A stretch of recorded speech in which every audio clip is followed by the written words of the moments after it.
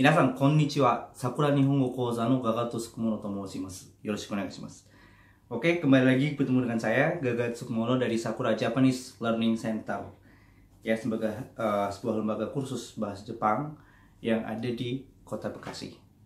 Oke, akhir-akhir ini saya sedang menikmati buku bacaan yang sangat menarik ya, yaitu tentang No to Kokoro Mikata ni Tsukeru Mind Hacks Benkyou Ho. Jadi ini tentang metode belajar yang mind hacking ya, mind hacking menggabungkan antara hati dan juga otak. Ya, bacaannya sangat bagus. Ini ditulis oleh Sasaki Shogo ya. Jadi isi di dalamnya ini mengupas tentang cara kerja otak, mekanisme otak dalam menyerap sesuatu yang baru, ya, pengetahuan yang baru dengan mudah, ya, dan juga membuat kita lebih cepat dalam mempelajari sesuatu. Sudah tentu semuanya ini ditulis dalam bahasa Jepang, ya, ditulis dalam kanji dan aksara-aksara Jepang lainnya. Oke. Selain itu juga untuk mendukung kinerja saya dalam penerjemahan, saya juga banyak membaca buku tentang dunia manufaktur ya. Contohnya seperti ini, Sagyo Kaizen no Hon. Jadi buku yang membahas tentang improvement di lini produksi di suatu perusahaan manufaktur ya. Karena saya memang banyak berkecimpung, saya memang spesialis di bidang penerjemahan materi-materi yang manufaktur dan teknikal ya. Tentu ini juga semua dalam bahasa Jepang ya, semua dalam kanji dan aksara Jepang. Oke, dulu juga saya mendalami ilmu tentang Taiyo Denchi Zairyo, material yang digunakan untuk membuat solar cell dengan efisiensi yang tinggi. Ya, sekali lagi ini juga semua ditulis dalam bahasa Jepang. Akhirnya saya bisa mendapatkan ilmu yang sangat bermanfaat langsung dari Jepang. Saya bisa adopsi teknologi secara langsung tanpa melalui tangan kedua, tangan ketiga ya yang sudah diterjemahkan, atau tidak semua ilmu dari Jepang juga diterjemahkan ya. Dengan kita menguasai bahasa Jepang dan juga kanji, itu membuat kita sangat fleksibel dan juga bisa mencari sumber dari Jepang yang lebih akurat dan juga lebih banyak ragamnya, sehingga itu memberkahi diri kita dan juga tentu akan bermanfaat untuk pekerjaan kita sehari-hari. Ya, tentu untuk bisa melakukan itu semua, yang paling mendasar adalah kita harus tahu kanji. Ya, kanji. Nah, di tema kali ini saya akan membahas bagaimana kita bisa menguasai kanji dengan sangat efektif, dengan cepat ya, dan lebih baik. Oke. Pertama yang akan menjadi pembahasan saya tentu mengenai mindset. Kita harus benar-benar paham apa itu kanji ya, apa itu kanji dan bagaimana cara mempelajarinya. Kanji ya, kanji saya tidak mau membicarakan tentang historikalnya ya, tapi lebih ke langsung ke poinnya, bagaimana kita bisa membaca dan tahu artinya. Itu karena tujuan saya itu bukan sebagai ahli di bidang linguistik atau ahli di bidang tulisan Jepang ya, tetapi kita bisa membacanya dan kita mengetahui artinya dengan baik ya, dan juga benar-benar paham dengan gabungan kalimatnya. Oke ya. Nah, kanji, banyak orang yang menjadikannya itu sebuah momok ketika belajar bahasa Jepang. Kanji susah ya, bahasa Jepang susah karena kanjinya itu yang rumit. Itu udah menjadi kebiasaan diucapkan. Itulah yang orang Jepang bilang kuchiguse. Jadi kebiasaan mulut mengeluarkan kalimat-kalimat yang cenderung negatif, cenderung suram. Itu justru menjadi duri dan penghambat ketika kita ingin menguasai sesuatu ya, termasuk ketika ingin belajar kanji. Ya, kanji itu banyak ya, memang banyak.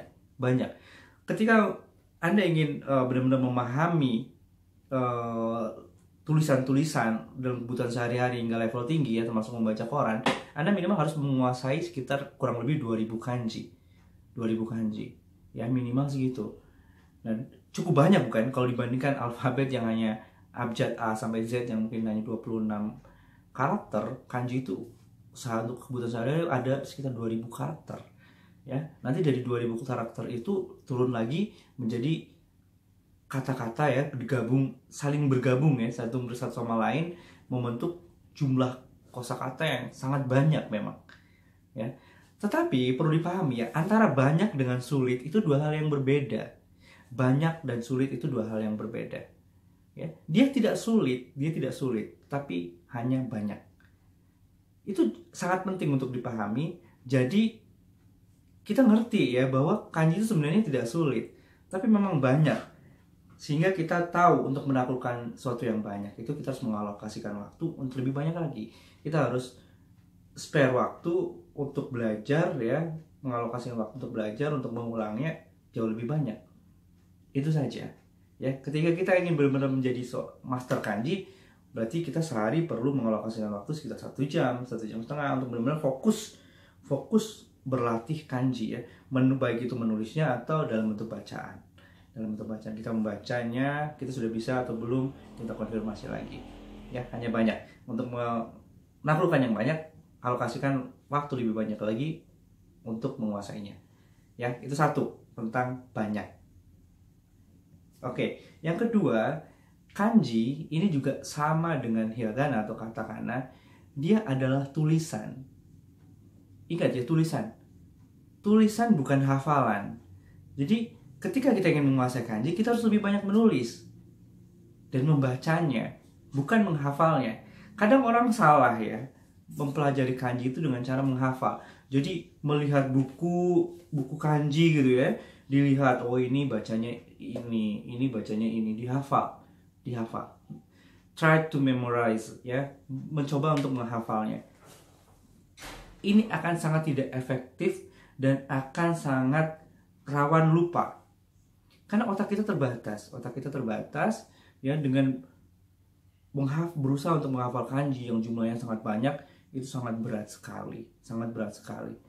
Jadi yang paling tepat adalah Anda harus banyak melatihnya dengan menulis dan juga membaca. Ya, karena memang hobi saya membaca ya, saya konfirmasi kemampuan kanji saya dengan membaca. Jadi ketika ada yang tidak tahu, saya langsung cek. Oh, ini apa cara bacanya? Ini bentukannya dari mana? Kemudian saya cek di kamus ya. Oh, ini bacanya, saya artinya.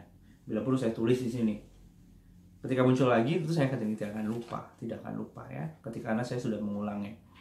Oke. Kemudian kita juga harus banyak menulis. Jangan biarkan otak saja yang menghafal, karena tangan ini juga bisa menghafal. Menurut Profesor Renald Casali ya, dalam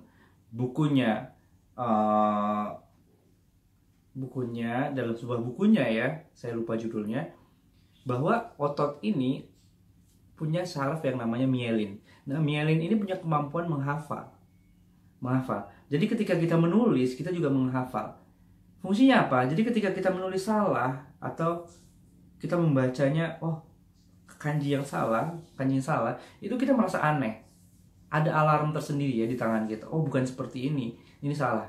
Atau ketika kita membaca juga, kayaknya bukan seperti ini ya. Jadi tangan dan juga mata kita biarkan ikut menghafal, biarkan ikut mengingat juga kanji itu. Jadi tidak terlalu bergantung ke otak yang terbatas ya, kemampuannya terbatas kalau tidak sering diulang. Oke? Jadikan kanji itu memang selayaknya tulisan. Jadi harus banyak ditulis dan dibaca ya, sebanyak-banyaknya. Kemudian kita harus punya alat bantu yang tepat. Ya, biasanya saya mengajar itu punya alat bantu sendiri. Oke, saya jelaskan juga ya. Kalian akan merasa kesulitan mungkin. Lihat. Ini ada kanji yang sama. Ini kemudian muncul lagi di sini, dan juga di sini, dan ini di sini. Ketika kalian berusaha untuk mengingatnya dengan cara kalian menghafal cara baca onyomi atau kunyomi, ya, itu akan sangat tidak efektif. Karena masing-masing, walaupun bentuknya sama, punya cara baca yang berbeda. Ketika ini bacanya hi, artinya matahari. Ketika bergabung dengan kanji ini, bacanya jadi nihon, artinya Jepang. Bergabung dengan kanji ini jadi kyujitsu, artinya hari libur. Ketika bergabung seperti ini, dia menjadi nichiyobi, artinya hari Minggu. Satu karakter punya banyak cara baca, ya. Mungkin kalau di buku-buku kanji terkenal dengan cara baca onyomi atau kunyomi. Bahkan di flashcard ini juga demikian, ya. Ada cara baca kunyomi dan onyomi. Tetap ada ya, flashcardnya ada. Tapi dibandingkan Anda harus menghafal onyomi dan kunyomi, Anda akan sangat cepat sekali menghafalnya jika Anda langsung menghafal kata per katanya. Maaf. Ya. Jadi ketika ini bacanya hi, nihon, kyujitsu, nichiyobi.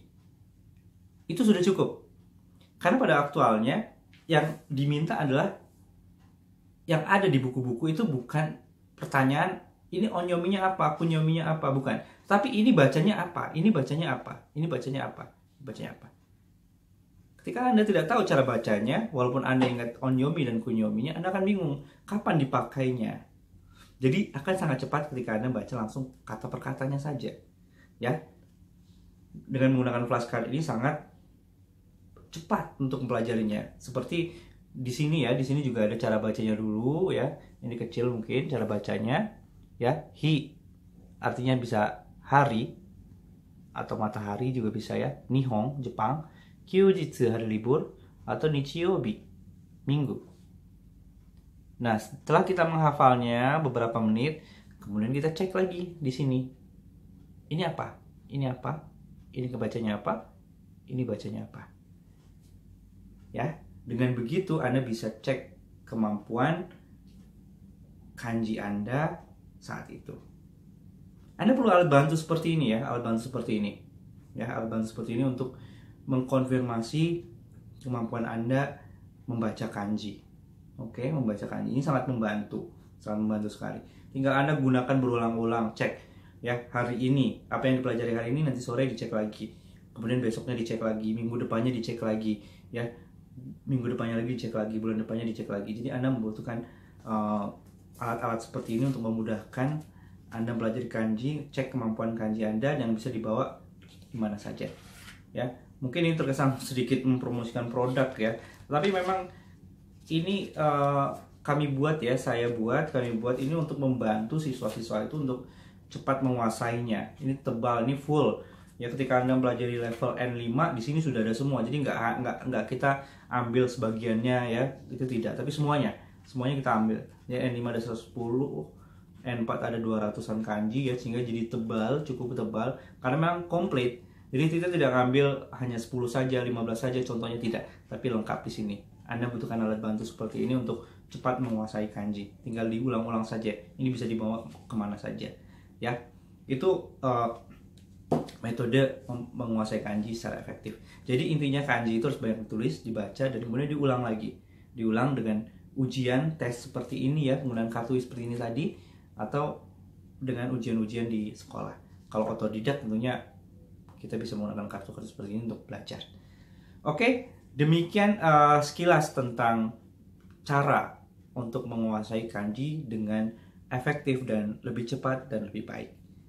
Sekian dari saya. Jika ada pertanyaan silakan tulis di kolom komentar, dan bantu kami untuk terus berkarya, dukung kami terus ya. Jika Anda tidak ingin melewatkan materi-materi berikutnya, silakan subscribe channel ini dan beri kami apresiasi jika ini baik. Terima kasih dan sampai ketemu di video berikutnya. Arigatou gozaimashita.